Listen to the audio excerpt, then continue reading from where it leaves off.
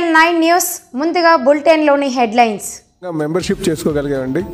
TDP సభ్యత్వాలు మొదటిసారి కోటి పార్టీలో అనేక సంస్థాగత మార్పులు తీసుకువస్తున్న ఎమ్మెల్యే పల్లా మెంబర్షిప్ మన ఆంధ్రప్రదేశ్లో సూపర్ 6 అమలు చేసే తీరుతాం.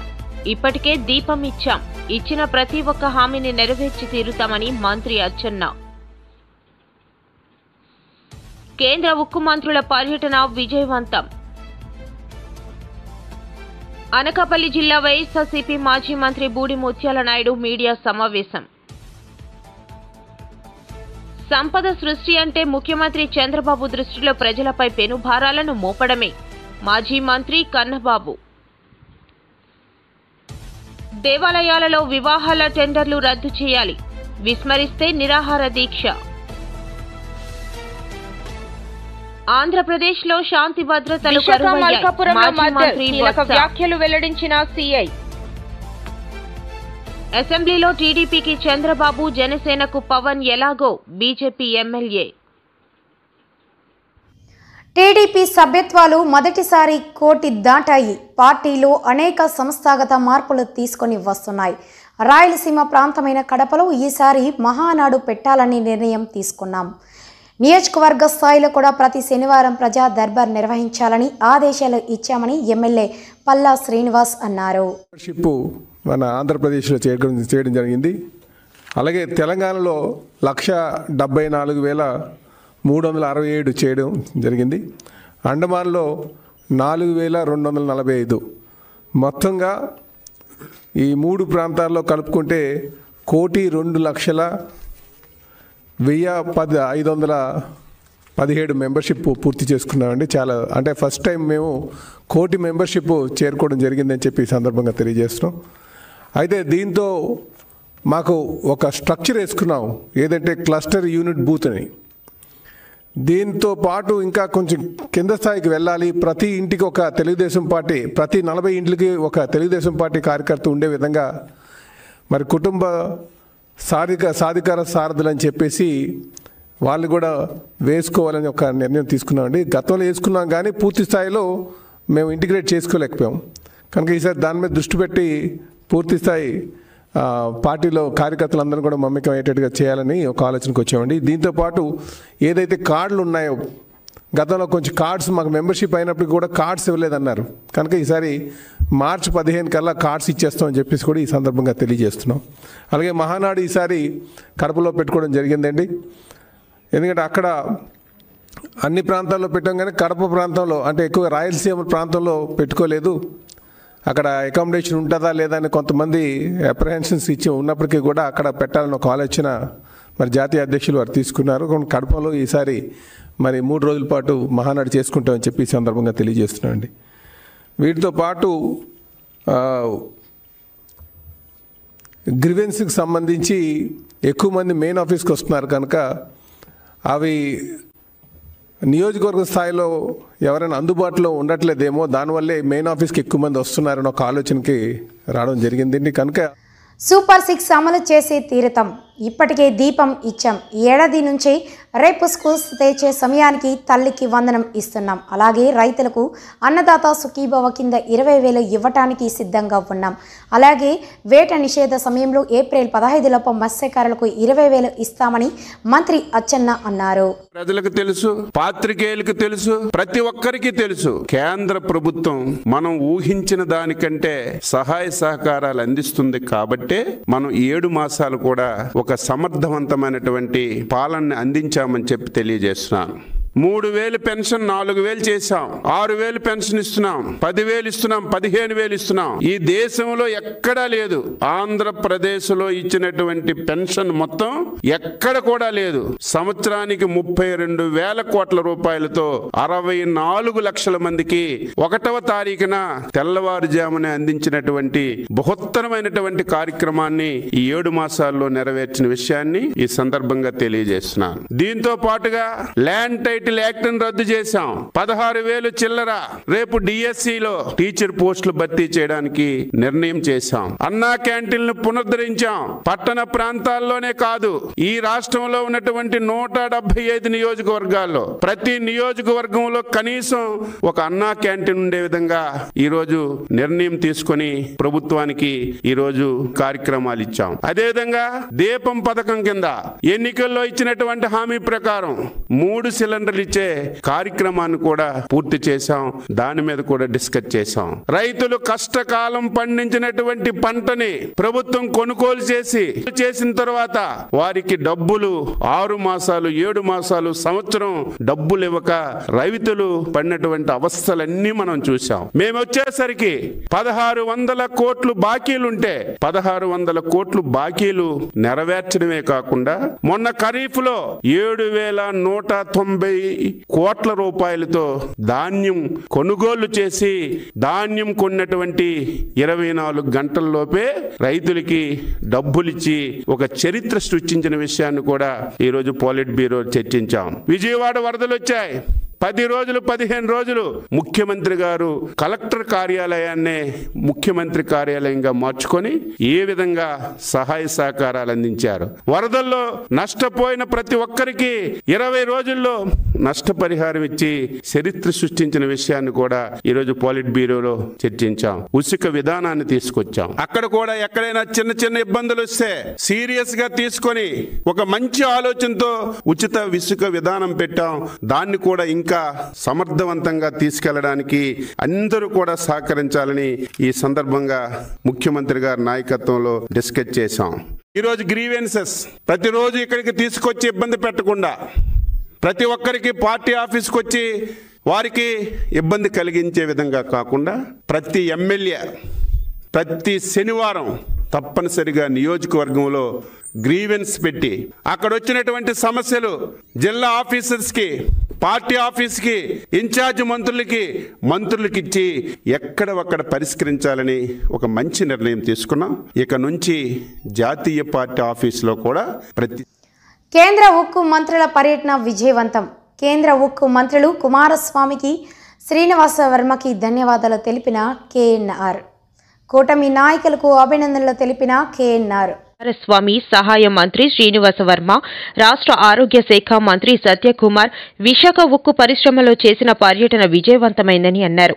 కూటమి నాయకులకు, ప్రజాప్రతినిధులకు, కార్మిక సంఘాల నాయకులకు, ఉక్కు పరిశ్రమ అధికారులకు అభినందనలు తెలిపారు. ప్రధాని నరేంద్ర మోదీ నాయకత్వంలో రాష్ట్ర సీఎం నారా చంద్రబాబు నాయుడు, ఉప ముఖ్యమంత్రి పవన్ కళ్యాణ్, రాష్ట్ర ఐటీ శాఖ మంత్రి నారా లోకేష్ బాబు, బీజేపీ రాష్ట్ర అధ్యక్షులు పురంధేశ్వరి, మాజీ అధ్యక్షులు, జాతీయ కార్యవర్గ సభ్యులు సోము వీర్రాజు, ఎంపీ శ్రీభరత్, రాష్ట్ర టీడీపీ అధ్యక్షులు పల్లా శ్రీనివాసరావు, సెయిల్ డైరెక్టర్ కాశీరాజు, మాజీ MP GVL, BJP floor leader Vishnukumar Raju, మాజీ ఎమ్మెల్సీ పీవీఎన్ మాధవ్ కృషితో ఉక్కు కర్మాగారానికి 11,440 కోట్ల పునరుద్ధరణ ప్యాకేజీ వస్తుందని అన్నారు. ప్యాకేజీ ప్రకటించిన తరువాత మొదటిసారి విశాఖ వచ్చిన కేంద్ర మంత్రులకు జిల్లా అధ్యక్షులు పరశురాంరాజు ఆధ్వర్యంలో విమానాశ్రయంలో ఘనస్వాగతం పలికామని చెప్పారు. షీలానగర్లో భారీ క్రేన్తో గజమాలతో నియోజకవర్గంలోకి స్వాగతం పలికామని అన్నారు. అడుగడుగునా జనం నీరాజనాలు పలుకుతూ హారతులు పట్టారని చెప్పారు. కేంద్ర మంత్రులు మాట్లాడుతూ 3 నెలల్లో కార్మికుల, ఉద్యోగుల సమస్యలన్నీ పరిష్కరిస్తామని హామీ ఇచ్చారని అన్నారు. ఈ సందర్భంగా వారికి కృతజ్ఞతలు తెలిపారు. మరో 6 నెలల్లో 3వ బ్లాస్ట్ ఫర్నేస్ ప్రారంభమవుతుందని అన్నారు. కార్యక్రమంలో జిల్లా మీడియా ప్యానలిస్ట్ గూటూరు శంకర్రావు, నాగేశ్వరరావు, ఈశ్వర్రావు, కృష్ణ, రామస్వామి పాల్గొన్నారు. స్టీల్ ప్లాంట్ 2012-13 వరకు లాభాల బాటన ఉండేది. ఇప్పుడు బ్లాస్ట్ ఫర్నిచర్ 3 మరొక ఆగస్టు కల్లా ప్రారంభం అయితే ఖచ్చితంగా మళ్ళీ ఆ పూర్వవైభవం వస్తుంది. ఇప్పటికి బ్లాస్ట్ ఫర్నిచర్ 1, 2 పనిచేస్తుంది. దాని ద్వారా వచ్చే ప్రొడక్షన్ కూడా బాగుంది. మరి ఒక 5-6 నెలలో బ్లాస్ట్ ఫర్నిచర్ 3 ప్రారంభం అయితే జూన్ నుంచి ఆగస్టు మధ్యలో ప్రారంభిస్తారని చెప్పారు నిన్న కార్మిక సంఘ నాయకులు కానివ్వండి, యాజమాన్యం అంతా కూడా. వారు ప్రణాళిక చాలా చక్కగా ఉంది.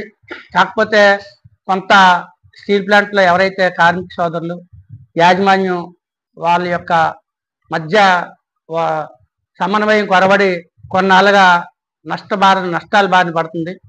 మరి క్యాప్టివ్ మైన్స్ ఏదైతే సొంత గనులు ఉన్నాయో ఆ సొంత గనులు కూడా కేటాయించి అనకాపల్లి జిల్లా వైఎస్ఆర్సీపీ మాజీ మంత్రి బూడి ముత్యాల నాయుడు అనకాపల్లి వైఎస్ఆర్సీపీ కార్యాలయంలో మీడియా సమావేశం. అనకాపల్లి వైఎస్ఆర్సీపీ కార్యాలయంలో బూడి ముత్యాల నాయుడు చేతుల మీదుగా ఫీజు రియంబర్స్మెంట్ పోస్టర్ను ఆవిష్కరించారు.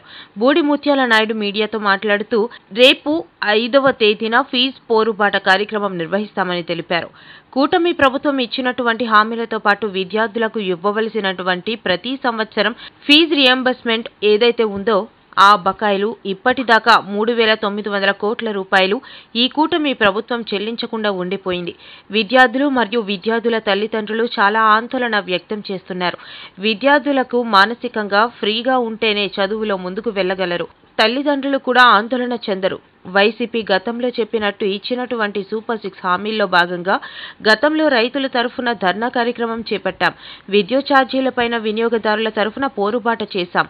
అలాగే ఈ నెల 5వ తారీఖున కలెక్టరేట్కు వెళ్లి ఫీజు రియంబర్స్మెంట్ వెంటనే చెల్లించాలని వినతి పత్రం అందజేస్తున్నాం. అలాగే అన్ని జిల్లాల్లో వైఎస్ఆర్సీపీ కేంద్ర కార్యాలయాల్లో పోస్టర్ ఆవిష్కరణ మరియు వినతి పత్రం ఇవ్వాలని సంకల్పం చేశామని తెలియజేశారు.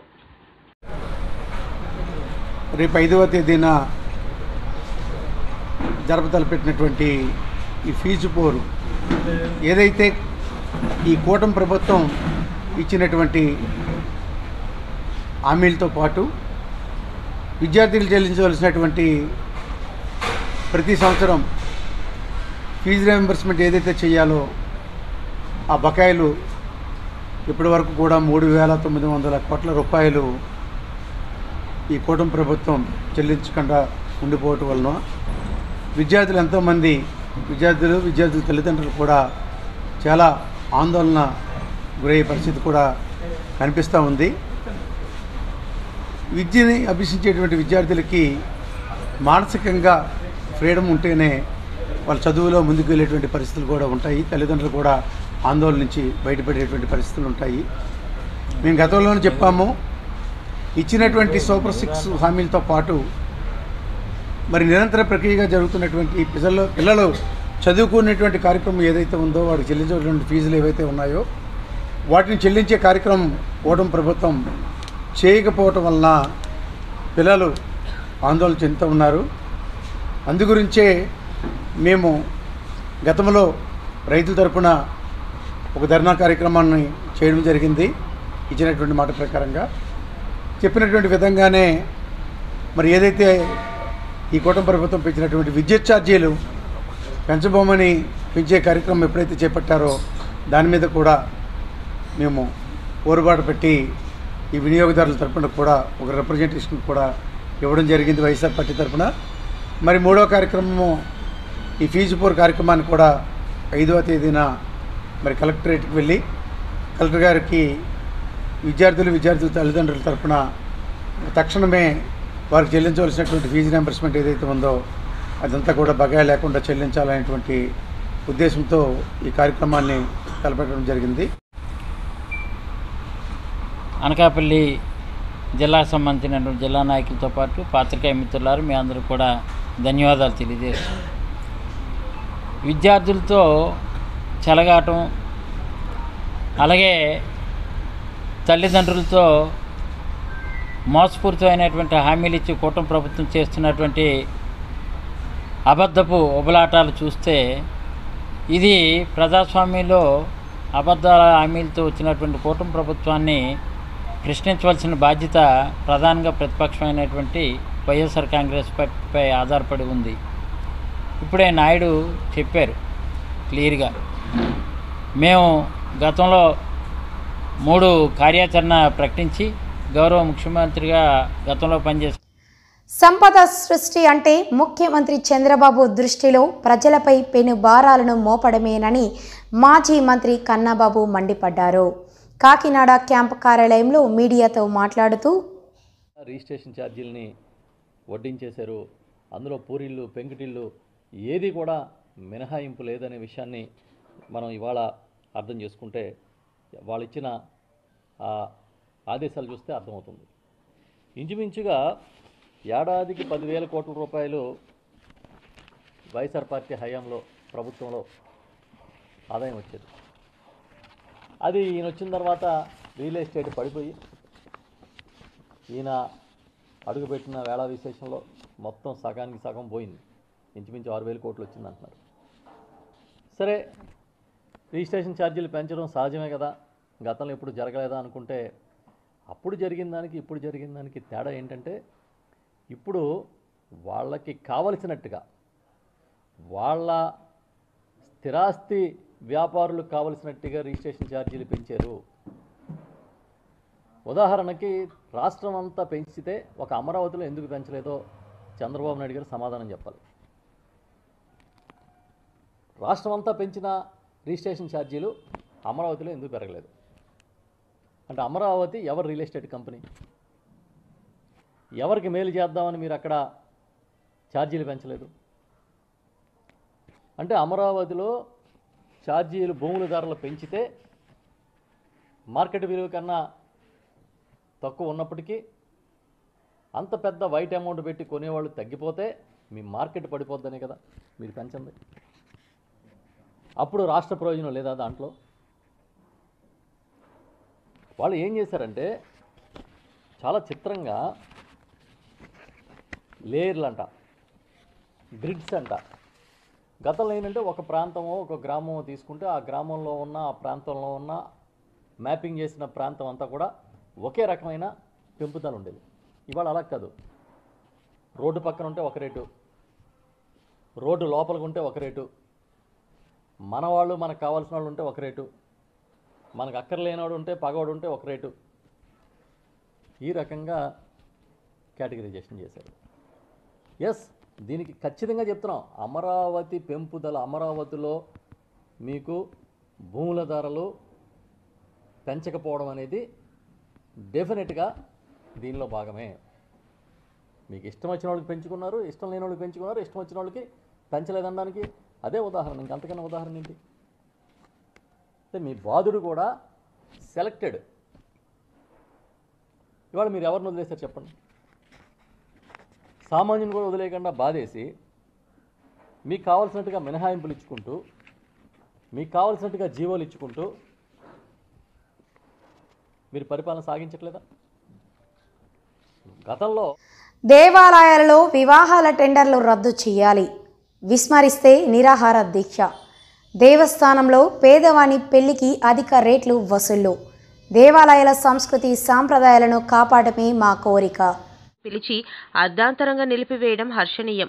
అయినను కొండపైన వివాహములు జరుపుకునేందుకు అనువైన ప్రదేశములు, వసతి గాని, మంచినీటి సదుపాయం కాని, పెళ్లివారు భోజనాలు చేయుటకు అనువైన సత్రములు కాని లేకుండా ఇక్కడే మొక్కుకున్న పాపానికి భక్తులను ఆర్థిక వనరుగా భావించి భక్తులను ఇబ్బందులకు గురి చేస్తున్నారు.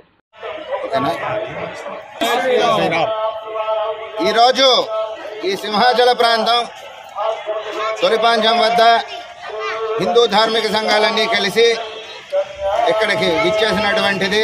పత్రికా సమావేశంలో చెప్పదగిన ముఖ్య విషయం ఏమిటి అని అంటే, కొండ మీద దేవస్థానం వారు, ఎండోమెంట్ వారు కలిసి భక్తులు వచ్చి ఇక్కడ వివాహాలు చేసుకునే వారికి ఎలక్ట్రికల్ డెకరేషన్ మండపాలు, చామ్యానాలు, కుర్చీలు వేలంపాటు పెట్టారు.